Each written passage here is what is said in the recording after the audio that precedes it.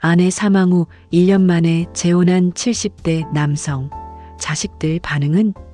예전 우리는 이런 말을 들으며 자랐습니다. 부모는 자식을 위해 희생해야 한다. 늙으면 조용히 살아야 한다. 그래서 우리 세대는 그렇게 살아왔죠. 평생을 가족을 위해, 자식을 위해 달려왔습니다. 경기도에 사는 김모 씨 73세도 그랬습니다. 45년을 함께한 아내를 떠나보낸 후 그는 매일 같은 루틴을 반복했습니다. 아침에 일어나 혼자 밥을 먹고 TV를 보다가 잠드는 날들. 자식들은 아버지, 괜찮으세요? 라고 물었지만 그저 괜찮다고만 답했습니다. 괜찮을 리 없었지만요. 아내가 앉아있던 소파는 그대로였습니다. 옷장에는 아내의 옷이 그대로 걸려 있었습니다. 김 씨는 아무것도 치우지 못했습니다. 치우면 정말로 아내가 떠난 것 같아서요. 밤이면 텅 빈 침대 옆자리를 보며 잠을 청했습니다. 잠이 올 리 없었습니다. 자식들은 걱정했지만 어떻게 해야 할지 몰랐습니다. 큰아들은 일주일에 한 번씩 들렀지만 30분도 채 앉아있지 못했습니다. 할 말이 없었습니다. 딸은 명절 때나 얼굴을 비쳤습니다. 각자의 삶이 바빴으니까요. 6개월쯤 지났을 때였습니다. 동네 경로당에서 만난 박모 씨 68세가 김 씨에게 말을 걸었습니다. 처음엔 그저 시간을 때우려고 나눈 대화였는데 이상하게 편했습니다. 박 씨도 5년 전 남편을 여의었다고 했습니다. 처음엔 미칠 것 같더라고요. 근데 어느 순간부터는 그냥 익숙해지더라고요. 외로운 게. 박 씨의 말에 김 씨는 고개를 끄덕였습니다. 둘은 슬픔을 나누는 것이 아니라 그저 오늘 뭘 먹었는지, 날씨가 어떤지 그런 소소한 이야기를 나눴습니다. 그렇게 대화를 나누다 보면 1시간이 금방 지나갔습니다. 그렇게 몇 달이 흘렀습니다. 김 씨는 문득 깨달았습니다. 아침에 눈을 뜰 때 박 씨 생각이 난다는 것을, 전화 한 통이 하루를 버티게 한다는 것을, 처음으로 냉장고를 열어 뭔가를 만들어 보고 싶다는 생각이 들었습니다. 박 씨와 같이 먹을 수 있는 반찬을요. 이게 사랑인지는 몰라도 혼자가 아니라는 것만으로도 삶이 달라 보였습니다. 그래서 김 씨는 용기를 냈습니다. 자식들에게 재혼하고 싶다고 말했습니다. 큰아들은 말이 없었습니다. 며느리는 아버지, 어머니 돌아가신 지 1년밖에 안 됐는데요 라고 했습니다. 딸은 울면서 엄마한테 미안하지도 않으세요? 라고 물었습니다. 김 씨는 답했습니다. 미안하지. 근데 나도 살아야 할 것 같아서. 그날 이후 자식들은 연락을 끊었습니다. 딸은 전화를 받지 않았고 아들은 시간이 필요합니다라는 문자 한 통만 보냈습니다. 김 씨는 매일 휴대폰을 들여다봤습니다. 혹시 자식들에게서 연락이 왔을까 싶어서요. 박 씨는 김 씨의 손을 잡으며 말했습니다. 그만두실래요? 저는 괜찮아요. 김 씨는 고개를 저었습니다. 아니요. 이번엔 내가 선택하고 싶어요. 우리는 알고 있습니다. 평생 누군가를 사랑했다는 것이 다시 사랑하면 안 된다는 뜻은 아니라는 것을요. 45년을 함께한 아내에 대한 사랑과 지금 옆에서 손을 잡아주는 사람에 대한 고마움은 다른 감정입니다.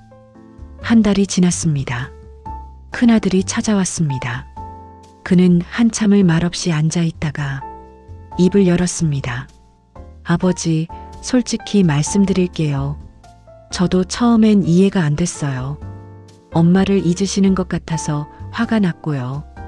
근데 아버지가 엄마 돌아가시고 나서 얼마나 힘들어 하셨는지 저도 알거든요. 제가 옆에 있어 드리지도 못했고요. 아들은 잠시 말을 멈췄습니다. 며칠 전에 엄마 제삿날에 혼자 성묘 다녀왔어요.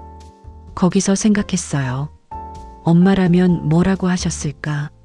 엄마는 아마 아버지가 외롭게 사는 걸 더 싫어하셨을 것 같아요. 김 씨의 눈가에 눈물이 맺혔습니다. 아버지가 행복하시면 저도 좋습니다. 시간이 좀 필요했을 뿐이에요. 딸도 조금씩 마음을 열었습니다. 처음엔 박 씨를 만나는 것조차 거부했지만 결혼식 2주 전 처음으로 박 씨와 차를 마셨습니다. 박 씨는 딸에게 말했습니다. 어머니 자리를 대신하려는 게 아니에요. 저도 남편을 잃어봐서 알아요. 그 자리는 아무도 채울 수 없다는 거. 다만 아버지가 혼자 외롭게 사시는 게 안쓰러워서요. 딸은 고개를 끄덕이며 눈물을 닦았습니다. 결혼식은 조촐했습니다. 동네 작은 식당을 빌려서 가족들과 친한 친구 몇 명만 모였습니다. 딸은 김 씨의 손을 잡으며 말했습니다. 아빠 외롭지 마세요. 지금 김 씨는 박 씨와 함께 작은 아파트에서 삽니다. 아침에 같이 밥을 먹고 저녁에 산책을 나갑니다.